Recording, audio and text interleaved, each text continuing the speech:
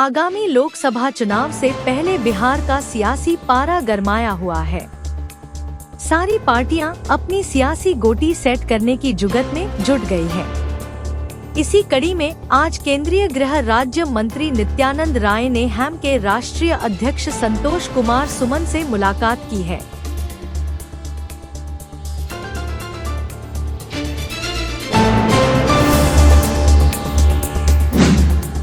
BJP विधायक नीरज कुमार बबलू ने कहा, बीजेपी का पूरे कोशी और सीमांचल में हम समझते हैं बेहतर पोजीशन है, काफी वर्कर है, जमीनी स्तर से काम किया गया है। केंद्र से भी लगातार हमारे मंत्री सुपौल आते रहे हैं।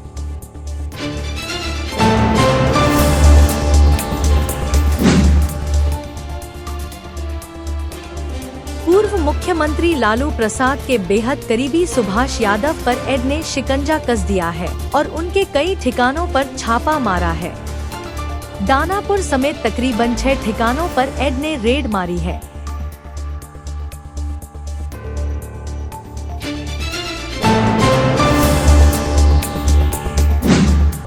अगर आप मोकामा के NH 31 या NH 80 से यात्रा कर रहे हैं तो हो जाए सावधान, कट सकता है आपका चालान। दरअसल लोकसभा चुनाव के मद्देनजर बाढ़ ASP अपराजित लोहान के निर्देश पर पुलिस द्वारा सघन वाहन चेकिंग की जा रही है।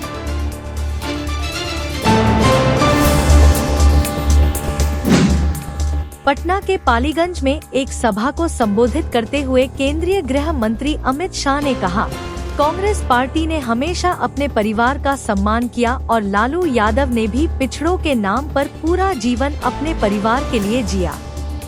कांग्रेस नेता सोनिया गांधी का एकमात्र लक्ष्य राहुल गांधी को प्रधानमंत्री बनाना है और लालू यादव का एकमात्र लक्ष्य अपने बेटे को मुख्यमंत्री बनाना है। जो अपने बेटे बेटियों को प्रधानमंत्री और मुख्यमंत्री बनाना चाहते हो, वो आपके बेटे बेटियों का भला कर सकते हैं क्या?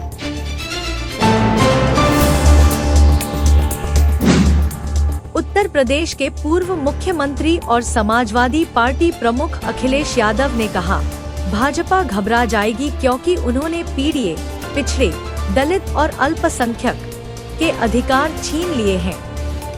कुलपतियों की नियुक्ति तो हुई, लेकिन उनमें पीड़ित कितने हैं?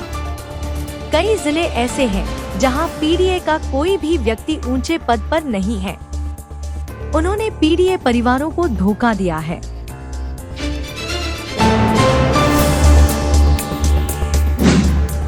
शिवसेना सांसद संजय राउत ने कहा, महाविकास अघाड़ी में कोई परेशानी नहीं है। मेरी कांग्रेस के नेता रमेश चिंतालय, बाला साहेब थोराट के साथ बातचीत हुई। शरद पवार से निरंतर बातचीत चल रही है।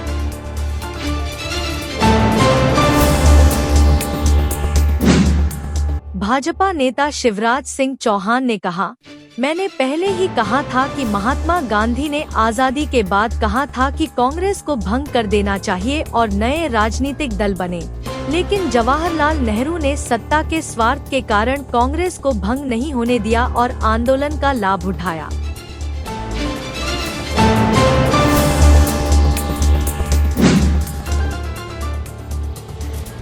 बसपा प्रमुख मायावती ने ट्वीट किया, बहुजन समाज के हित में बसपा अकेले चुनाव लड़ने के अपने फैसले पर कायम है।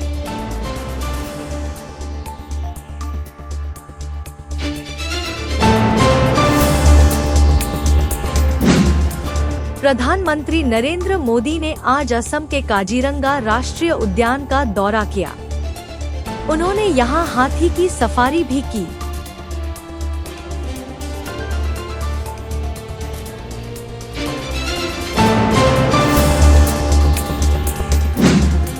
प्रधानमंत्री नरेंद्र मोदी ने आज अरुणाचल प्रदेश के ईटानगर सेला टनल सहित कई विकास परियोजनाओं का उद्घाटन किया।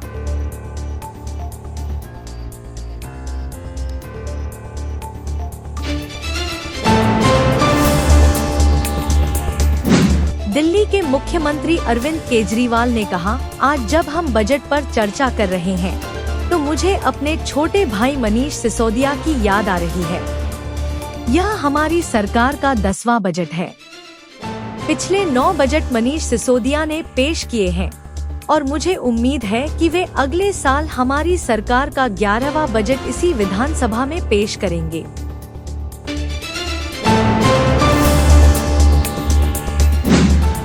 एनसीपी सांसद सुप्रिया सुले ने कहा, देश में इनकम टैक्स, सीबीआई और ईडी का इस्तेमाल एक अदृश्य ताकत कर रही है।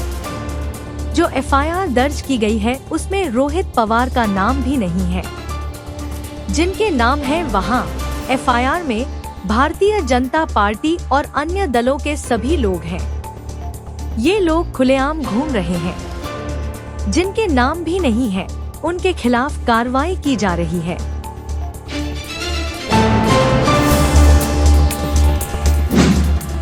गुजरात के भरूच में कांग्रेस सांसद राहुल गांधी ने कहा, आदिवासी का मतलब हिंदुस्तान की जमीन के पहले मालिक। अगर आदिवासी हिंदुस्तान के सबसे पहले मालिक थे तो उन्हें सबसे पहली भागीदारी मिलनी चाहिए। वनवासी का मतलब जो जंगल में रहते हैं। भाजपा आपको वनवासी कहती है, आदिवासी नहीं कहती है। उन्होंने आपका नाम बदला क्योंकि वे आपको अधिकार नहीं देना चाहते हैं। यही बात चल रही है। तो आदिवासी का मतलब हिंदुस्तान की जमीन के पहले मालिक। मतलब जब यहाँ कोई नहीं था, जंगल था, तब भी आदिवासी यहाँ हिंदुस्तान के मालिक थे, बराबर थे। अब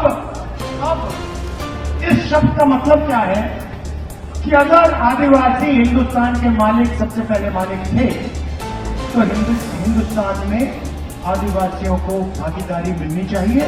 उनकी जमीन, उनका जल, उनका जंगल उनको मिलना चाहिए। इसका ये मतलब, शब्द का ये मतलब, जब मैं आपको आदिवासी कहता हूं, मैं आपसे कह रहा हूं कि भैया ये जो देश है इसकी जमीन पहले आपकी हुआ करती थी और इस जमीन का, जल का, जंगल का अधिकार आपका है। इस शब्द का ये मतलब है। वनवासी का क्या मतलब है?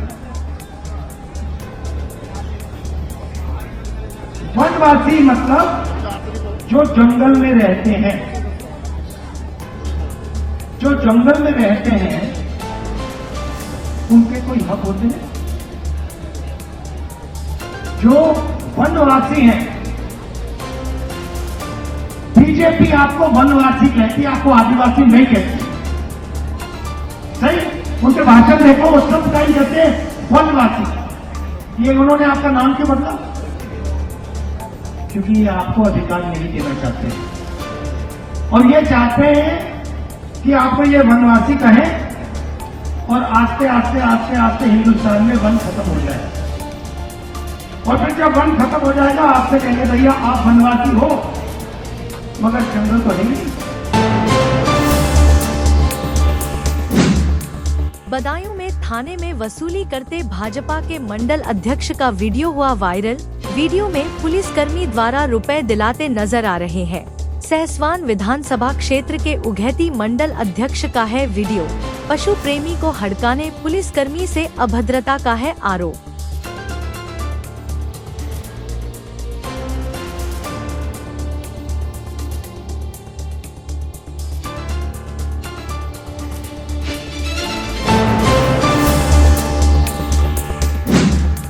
तमिल इंडस्ट्री के दिग्गज अभिनेता कमल हसन की पार्टी मक्कल निधि मयम एमएनएम 2024 के लोकसभा चुनाव में तमिलनाडु में द्रमुक के नेतृत्व वाले गठबंधन को समर्थन देगी। खुद कमल हासन ने शनिवार को यह ऐलान किया। इसके बदले एमएनएम को 2025 के राज्यसभा चुनाव के लिए एक सीट दी जाएगी।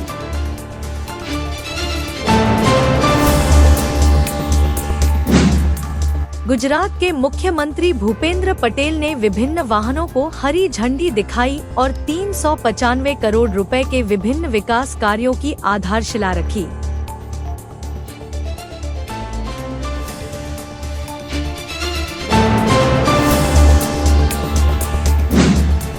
तिरुपति में पूर्व क्रिकेटर और भाजपा सांसद गौतम गंभीर ने तिरुपति बालाजी मंदिर में पूजा अर्चना की।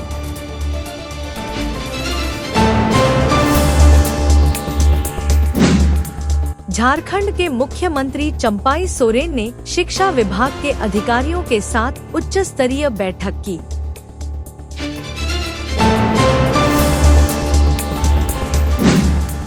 सिलीगुड़ी में प्रधानमंत्री नरेंद्र मोदी ने सिलीगुड़ी और राधिकापुर के बीच नई रेल सेवा को वीडियो लिंक के माध्यम से हरी झंडी दिखाई।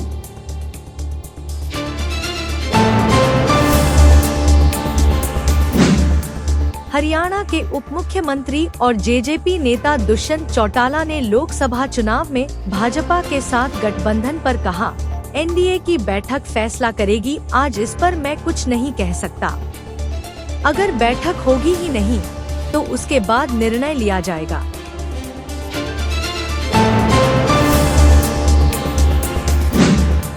ईटानगर में प्रधानमंत्री नरेंद्र मोदी ने कहा, आपके बच्चे किस हाल में हैं, इसकी परवाह कांग्रेस और इंडिया गठबंधन कभी नहीं की और नहीं कभी करेंगे।